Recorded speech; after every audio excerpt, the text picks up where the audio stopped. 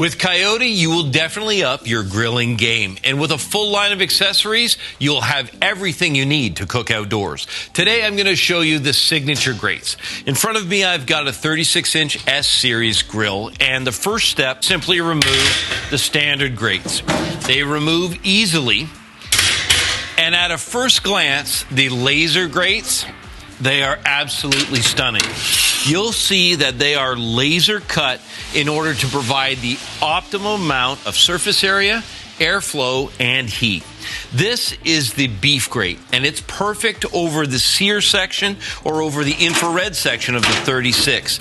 It'll allow just enough surface area to get a really good sear while still allowing those flames to come up and lick the beef and get it nice and charbroiled.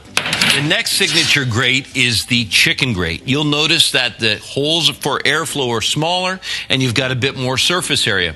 If you've ever had chicken that is perfectly finished on the outside, but still a little raw on the inside, this is the solution. You've got a little less flame, a little more surface area, and a little more even cooking. Lastly, I've got the fish and vegetable grate. The fish and vegetable grate is designed with smaller holes and greater surface area to prevent small and more delicate items from falling through or overcooking.